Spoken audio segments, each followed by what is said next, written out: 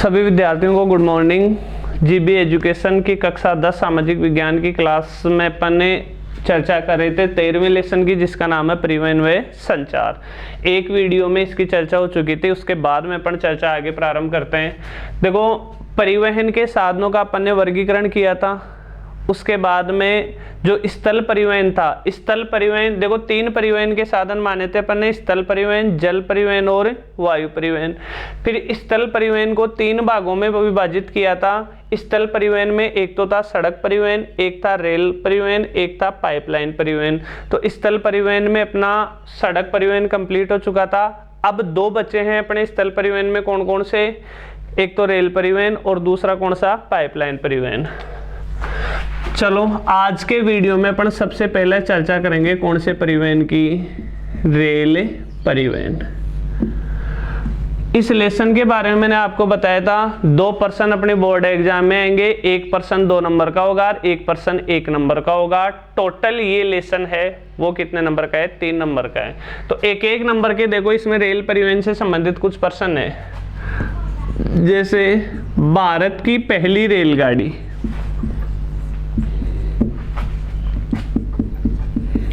भारत की या भारत में लिख लेते हैं अपन। भारत में पहली रेलगाड़ी 16 अप्रैल 1853 को कहां से कहां तक चलाई गई थी? मुंबई से ठाणे तक चलाई गई थी। फैक्ट है, 1 नंबर का प्रश्न पूछा जा सकता है। भारत में पहली रेलगाड़ी कब व कहां चलाई गई? तो कब चलाई गई? 16 अप्रैल 1853 को। कहां चलाई गई? मुंबई से ठाणे तक चलाई गई थी। कंप्लीट। एक इसमें क्वेश्चन ये बनता है, ये तो देखो सिंपल रेलगाड़ी थी। रेलगाड़ी मतलब सामान्यतः पहले की जो भी रेलगाड़ियां होती थी कोयले के माध्यम से चला करती थी। उसके बाद में अब अपन बात करें विद्युत रेल। भारत की पहली विद्युत रेल, भारत की पहली विद्युत रेल, देखो जो पहली विद्युत रेल थी ना, उसका नाम भी रखा गया था। नाम क्या था उसका? डेक्कन क्वीन। इस रेलगाड़ी का तो कोई नाम नहीं है, और विद्युत रेल जो थी उसका क्या नाम है? डेक्कन क्वीन। ये कब चलाई गई थी? तो नीचे याद रखना, यह 1929 में मुंबई से पुणे तक चलाई गई थी। मुंबई से पुणे तक चलाई गई थी। समझ गए बात? भारत की पहली रेलगाड़ी चली थी मुंबई से ठाणे तक। भारत की पहली विद्युत रेलगाड़ी चली थी मुंबई से पुणे तक।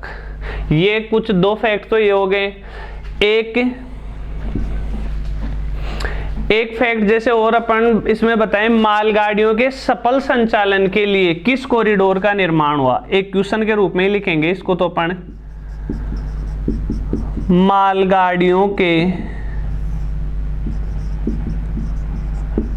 सफल संचालन के लिए किस कॉरिडोर या किस परियोजना का निर्माण हुआ? किस परियोजना का निर्माण हुआ? 1 नंबर का ये प्रश्न बनता है, तो इसका आंसर आप बता देना। मालगाड़ी तो स्टार्टिंग किससे है? मालबाड़ा, मालबाड़ा कॉरिडोर परियोजना। ये इसका आंसर हो गया। तो देखो रेलगाड़ियों में ये 3 एक नंबर के प्रश्न बनते हैं, तीनों आप याद रख कर लेना। अब 2 नंबर का एक प्रश्न क्या बनता है इसमें, वो अपन देखते हैं, और वो प्रश्न है रेल परिवहन की प्रमुख समस्याएं। कि रेल परिवहन में क्या क्या समस्याएं आ रही हैं, उन समस्याओं को लेकर चर्चा करते हैं अपन।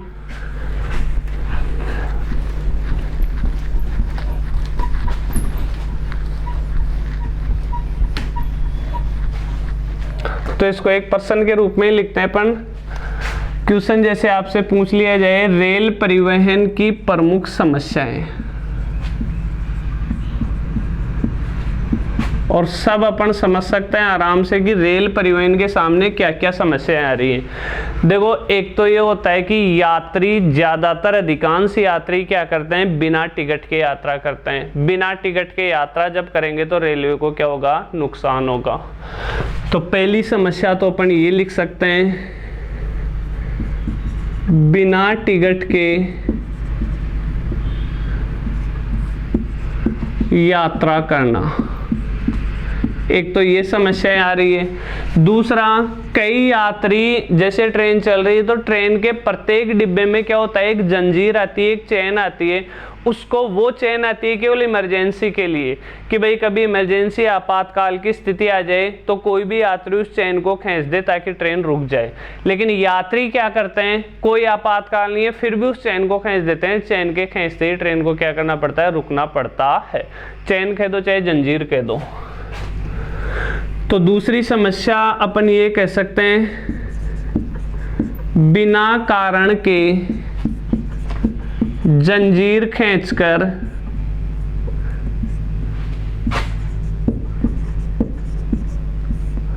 ट्रेन कह दो चाहे रेल कह दो, रेल रुकवाना। दूसरी ये समस्या आ रही है। तीसरा देखो, ट्रेन में कई बार अपन कोई पंखा होता है उसको खोल लेते हैं, ट्रेन की लाइट को खोल लेते हैं। हालांकि अब वर्तमान में तो जो ट्रेन है उनमें जो भी लाइट लगी हुई होती है ना, उनके ऊपर एक लोहे की जाली लगा दी जाती है ताकि इनको कोई नुकसान नहीं पहुंचाए। लेकिन फिर भी ट्रेन की संपत्ति को, रेल की संपत्ति को क्या किया जा रहा है, नुकसान पहुंचाया जा रहा है। तो तीसरी अपन समस्या ये लिख सकते हैं, रेल की संपत्ति को नुकसान पहुंचाना। ये रेल की क्या है, प्रमुख समस्याएं। तो तीसरी समस्या अपन बता सकते हैं, रेल की संपत्ति को नुकसान पहुंचाना। ये रेल परिवहन की प्रमुख क्या है, समस्याएं। तो रेल परिवहन के बारे में देखो ज्यादा कोई प्रश्न नहीं है। 3 प्रश्न तो अपन ने एक एक नंबर की चर्चा की थी।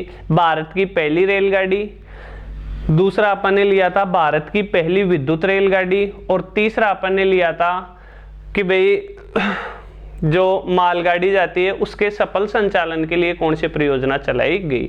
3 एक एक नंबर के प्रश्न थे, ये 2 नंबर का प्रश्न है। तो रेल परिवहन अपना कंप्लीट। अब पाइपलाइन परिवहन जो है ना, पाइपलाइन परिवहन को भी अपन एक क्वेश्चन के रूप में ही करेंगे, क्योंकि स्थल परिवहन को 3 भागों में बांटा था। पहला सड़क परिवहन कंप्लीट लास्ट वीडियो में हो गया था। अब ये अपना रेल परिवहन हो गया। तीसरा कौन सा था, पाइपलाइन परिवहन। तो पाइपलाइन परिवहन वाला अपन एक क्वेश्चन के रूप में देखते हैं। क्वेश्चन है, पाइपलाइन परिवहन के लाभ बताइए। तो देखो, एक तो अपन ये कह सकते हैं, पाइपलाइन के माध्यम से शहरों व उद्योगों में पानी पहुंचाया जाता है। बहुत सिंपल सा ये, पाइपलाइन के माध्यम से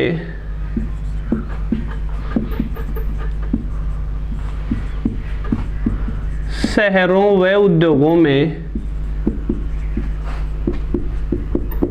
शहरों व उद्योगों में क्या पहुंचाया जाता है, पानी पहुंचाया जाता है। एक तो ये महत्व हो गया पाइपलाइन का। दूसरा देखो, पाइपलाइन के माध्यम से क्या होता है, कच्चा तेल हुआ, पेट्रोलियम पदार्थ हुआ, प्राकृतिक गैस हुई, ये एक स्थान से दूसरे स्थान तक पहुंचाए जाते हैं। तो दूसरा लाभ या महत्व अपन ये बता सकते हैं, पाइपलाइन से कच्चा तेल,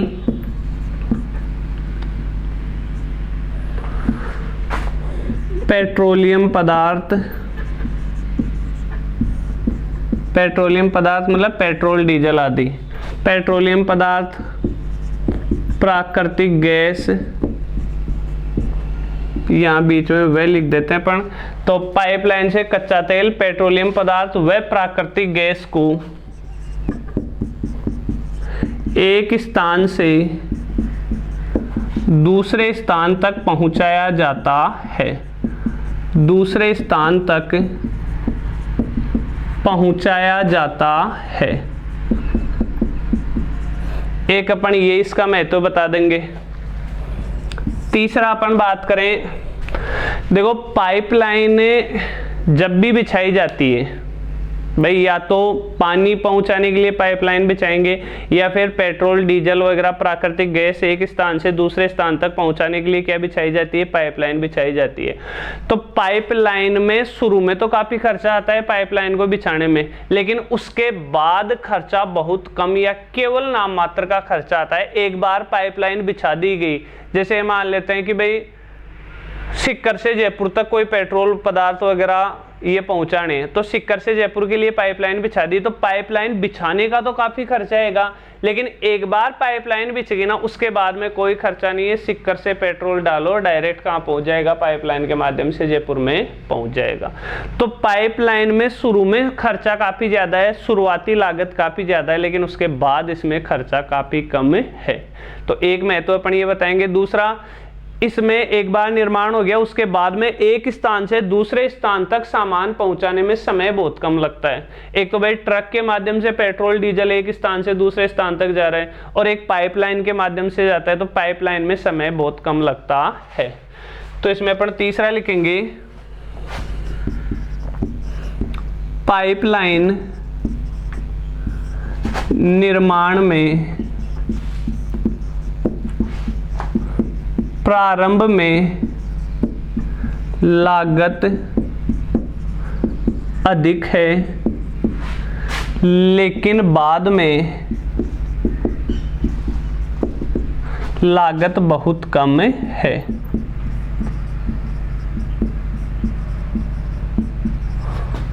चौथा अपन महत्व लिखेंगे,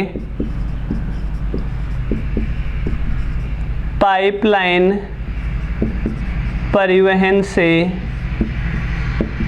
समय कम लगता है, समय कम लगता है। तो ये देखो, अब आप एक चीज इसमें थोड़ा गौर करना, पाइपलाइन के लाभ से संबंधित आपके प्रश्न आ जाए और आपसे ये पूछा जाए, ध्यान से सुनना, पाइपलाइन परिवहन के कोई दो लाभ बताइए, तब आपको ये तीसरा और चौथा ये दोनों लाभ लिखने हैं, ध्यान रखना। अगर क्वेश्चन ये कहा है पाइपलाइन परिवहन के लाभ बताइए, अगर साथ में ये न कहे कि कितने लाभ बताओ, तब तो आप चारों लिख देना। अगर आपसे कहा जाए पाइपलाइन परिवहन के कोई दो लाभ बताओ, तब ये दो लाभ बताना। एक लाभ तो ये बता देना कि पाइपलाइन निर्माण में प्रारंभ में तो लागत अधिक आती है, लेकिन बाद में लागत बहुत कम है। एक लाभ तो ये हो गया। दूसरा बता देना, पाइपलाइन परिवहन से समय कम लगता है। ये दो तो क्या हो गए, पाइपलाइन परिवहन के लाभ हो गए। और अगर दो नहीं पूछे तो ये चारों लिख देना। समझ गए बात? ये पाइपलाइन परिवहन से संबंधित अपना काम कंप्लीट। अब पाइपलाइन परिवहन के बाद में आता है जल परिवहन, क्योंकि स्थल परिवहन के तो तीनों कंप्लीट हो गए अपने। अब जल परिवहन की चर्चा करें अपन।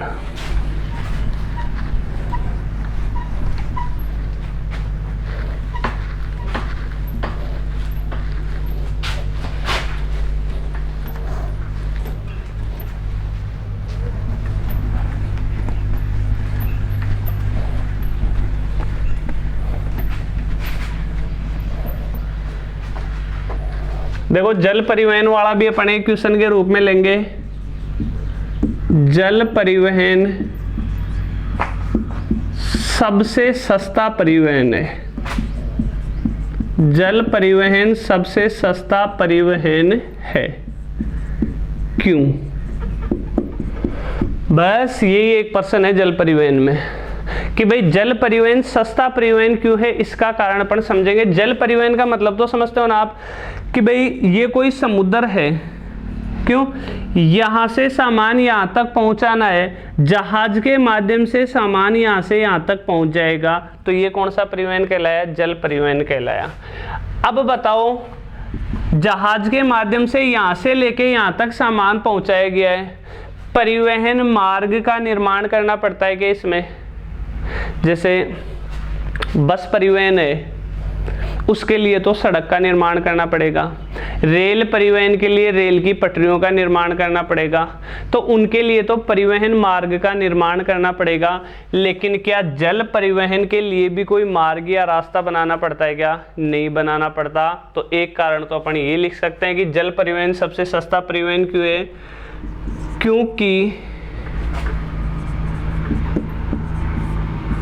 इसमें परिवहन मार्ग का निर्माण नहीं करना पड़ता।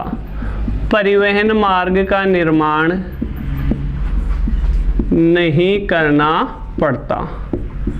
तो एक तो परिवहन मार्ग का निर्माण नहीं करना पड़ता, तो वो बचत हो गई। दूसरा, ईंधन की खपत भी कम होती है। तो दूसरा अपन लिख लेंगे, जल परिवहन में ईंधन की खपत कम होती है। ईंधन की खपत कम होती है, मतलब ईंधन ज्यादा नहीं जलता जल परिवहन में। तीसरा, एक देखो एक फायदा और होता है कि जहाज के जल परिवहन में अपन जहाज के माध्यम से सामान एक स्थान से दूसरे स्थान तक पहुंचाएंगे। तो जहाज, इतनी बड़ी बड़ी जहाज आती हैं कि उसमें काफी सामान एक साथ, बहुत सारा सामान एक साथ एक स्थान से दूसरे स्थान तक पहुंचाया जा सकता है। तो तीसरा अपन ये लिख सकते हैं, जहाजों के माध्यम से बहुत सा सामान एक साथ ले जाया जा सकता है। मतलब ज्यादा चक्कर नहीं करने पड़ते, एक साथ ले जाया जा सकता है। ये जल परिवहन, ये कुछ कारण हैं। इन कारणों की वजह से जल परिवहन सबसे सस्ता परिवहन है। ये तो कंप्लीट बात। 2 नंबर का प्रश्न बने तो ये बन जाएगा। या फिर आपसे 1 नंबर का प्रश्न ये भी पूछा जा सकता है, सबसे सस्ता परिवहन कौन सा है? आंसर क्या होगा? जल परिवहन। ये 1 नंबर का प्रश्न बनता है। समझ गए बात? तो ये जल परिवहन को लेकर चर्चा अपनी कंप्लीट। अब देखो, वायु परिवहन जो होता है ना, वायु परिवहन मतलब हवाई जहाज जहां उड़ती हैं, उस परिवहन की बात करेंगे अपन। वायु परिवहन को अपन ने 2 भागों में बांटा था। एक तो घरेलू वायु परिवहन, मतलब अपने देश के अंदर कुछ हेलीकॉप्टर, प्लेन वगैरह चलती हैं, उनकी बात है। एक था अपना अंतर्राष्ट्रीय वायु परिवहन। तो इसमें ज्यादा कुछ भी नहीं है, हमें कुछ अंतर्राष्ट्रीय हवाई अड्डों का नाम याद रखना है।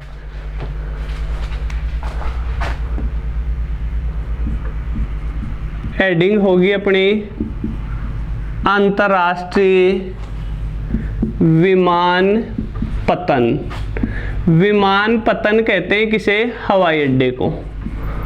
तो आपके समझने के लिए लिख सकते हैं अपन, अंतर्राष्ट्रीय विमानपत्तन कह दो, चाहे अंतर्राष्ट्रीय हवाई अड्डे कह दो। भारत में कौन कौन से अंतर्राष्ट्रीय हवाई अड्डे हैं, वो कहाँ स्थित है, ये आपसे पूछा जा सकता है। तो पहला तो है जवाहरलाल नेहरू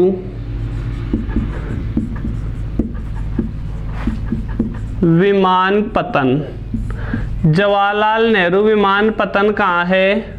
मुंबई में। ये जगह जरूर ध्यान रखना, जवाहरलाल नेहरू विमानपत्तन कहाँ है? मुंबई में। दूसरा अपन बात करें सुभाष चंद्र बोस विमानपत्तन। सुभाष चंद्र बोस विमानपत्तन, ये कहाँ पड़ता है? ये पड़ता है कहाँ? कोलकाता में।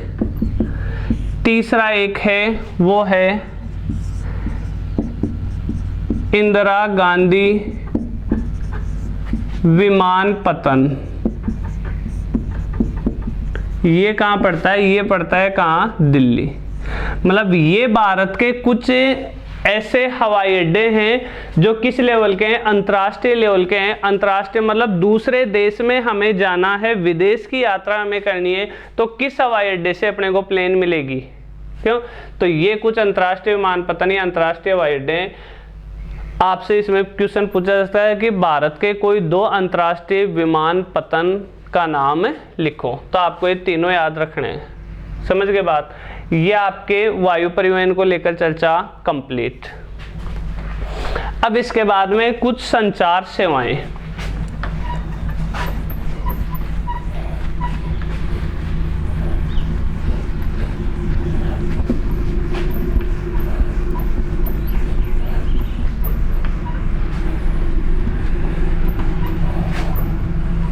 कि भाई संचार के माध्यम कौन कौन से हैं। संचार का मतलब क्या होता है? अपनी बात एक स्थान से दूसरे स्थान तक पहुंचाना क्या कहलाता है? संचार कहलाता है। मैं मेरी बात आप तक पहुंचा रहा हूं, इसका मतलब ये क्या है? संचार है। अब संचार के माध्यम कौन कौन से या संचार सेवाएं उपलब्ध कौन कौन करवाता है अपने को? एक तो इंटरनेट। आज अगर इंटरनेट नहीं होता तो मैं मेरी बात इस वीडियो के माध्यम से आप तक नहीं पहुंचा पाता। तो एक तो संचार का माध्यम क्या हो गया? इंटरनेट हो गया। दूसरा क्या हो गया? टेलीफोन हो गया। और टेलीफोन के बाद में क्या आ गया? मोबाइल आ गया। ये कुछ क्या है? संचार सेवाएं हैं। अब इसमें देखो टेलीफोन के बारे में अपने से क्या पूछा जाएगा एग्जाम में, कोई इसमें से प्रश्न बनता नहीं। मोबाइल के बारे में कुछ एक आधी बात पूछे तो आप आराम से लिख सकते हो। इंटरनेट के बारे में अपन एक दो चर्चा कर लेते हैं। संचार सेवाएं में तीनों से 9 सेवाओं का नाम लिख देना। कितनी सेवा हो गई संचार के रूप में? 3 हो गई, इंटरनेट, टेलीफोन और मोबाइल। इंटरनेट के बारे में पूछे तो 2 लाइन लिख लेते हैं अपन। इसके माध्यम से कुछ ही सेकंड में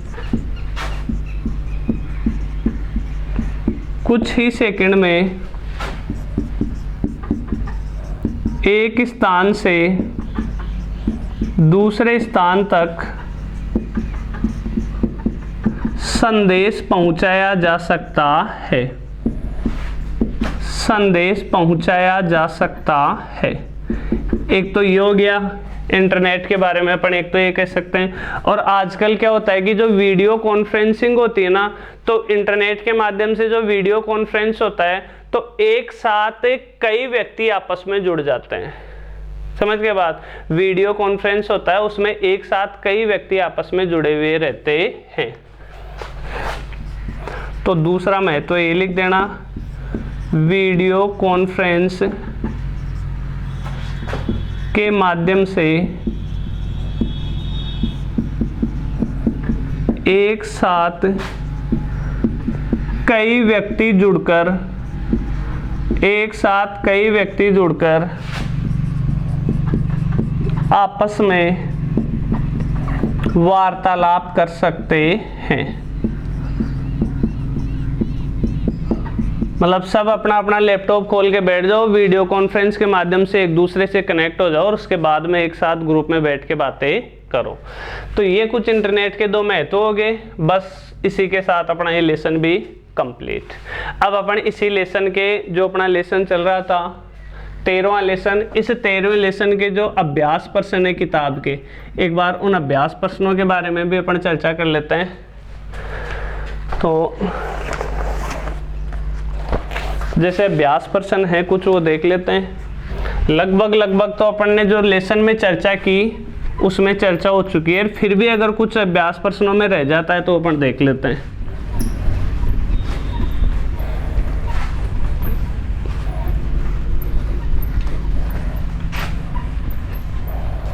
अब देखते जाना, क्वेश्चन आंसर सुनते जाना। पहला प्रश्न है परिवहन क्या है? चर्चा हो चुकी थी। वस्तुओं व सेवाओं को एक स्थान से दूसरे स्थान तक पहुंचाने वाला साधन ही क्या कहलाता है? परिवहन कहलाता है। अगला प्रश्न है स्थल परिवहन के प्रमुख क्षेत्र कौन कौन से हैं? प्रश्न सुनना, स्थल परिवहन के प्रमुख क्षेत्र कौन कौन से हैं? तो खुद आप समझ गए होंगे। स्थल परिवहन के 3 क्षेत्र हैं। कौन कौन से? सड़क, रेल मार्ग, पाइपलाइन। तो ये इसका आंसर हो जाएगा। तीसरा प्रश्न है देश के प्रमुख 4 महानगरों को आपस में जोड़ने वाले महाराजमार्ग का नाम लिखिए। तो इसका आंसर होगा स्वर्णिम चतुर्भुज महाराजमार्ग। समझ के बाद ये वही प्रश्न आ रहे हैं जो पहले अपने हो चुके हैं। अगर कोई नया प्रश्न आएगा तो मैं बोर्ड पे लिख दूंगा। अगला प्रश्न है, राजस्थान से कितने राष्ट्रीय राजमार्ग गुजरते हैं? पहले ही मैंने आपको बताया था कितने, 7। राजस्थान से कितने राष्ट्रीय राजमार्ग गुजरते हैं? 7। अगला है, भारत की पहली विद्युत रेल का नाम बताइए। तो क्या नाम है? डेक्कन क्वीन। अगला है, मालगाड़ियों के संचालन हेतु प्रत्यक्ष से निर्माणाधीन रेल परियोजना का नाम लिखिए। तो मालगाड़ियों के सफल संचालन के लिए किसका निर्माण हुआ था? माल भाड़ा कॉरिडोर परियोजना। इस वीडियो में अपनी ये भी चर्चा हो चुकी। अगला है, सबसे सस्ते परिवहन का साधन कौन सा है? क्वेश्चन सुनना, सबसे सस्ता परिवहन का साधन कौन सा है? अब ये भी चर्चा हुई थी, कौन सा है? जल परिवहन। अगला प्रश्न है, सबसे तीव्रतम परिवहन कौन सा है? तेज गति का परिवहन कौन सा है? तो इसका आंसर होगा वायु परिवहन। याद रख लेना, सबसे तेज गति का परिवहन कौन सा है? वायु परिवहन। अगला है, ईमेल का पूरा नाम लिखिए। ईमेल का पूरा नाम क्या है? Electronic mail. ईमेल का पूरा नाम क्या है? Electronic mail. हम ईमेल के माध्यम से सूचनाएं पहुंचाते हैं एक स्थान से दूसरे स्थान तक, उस ईमेल का पूरा नाम क्या है? Electronic mail. अगला है, वीडियो कॉलिंग हेतु आवश्यक प्रमुख संचार सेवा का नाम लिखिए। तो वीडियो कॉल हेतु अपने को किसकी आवश्यकता होती है? इंटरनेट की आवश्यकता होती है। इसके अलावा जो भी लघुत्रात्मक प्रश्न है आपके सारे कंप्लीट हो चुके हैं। इसके अलावा आपको इस लेसन में कहीं से कुछ भी देखने की आवश्यकता है नहीं। और इसी के साथ अपना 13वां लेसन है कंप्लीट। नेक्स्ट जो भी वीडियो अपना बनेगा उसमें अपन चर्चा करेंगे 14वें लेसन की। तब तक आप इस 13वें लेसन को कंप्लीट याद कर लो। देखो, वीडियो बार बार देखा करो। मैंने आपको पहले भी काफ़ी समझाया था। बार बार जब आप वीडियो देखोगे तो सारी चीज़ें धीरे धीरे अपने दिमाग में आ जाएंगी। और इन छुट्टियों के दौरान अपने को सामाजिक का कंप्लीट कोर्स बहुत अच्छे से याद करना है। नेक्स्ट वीडियो में 14वें लेसन के साथ फिर अपनी मुलाकात होगी। तब तक के लिए धन्यवाद। जय हिंद, जय भारत।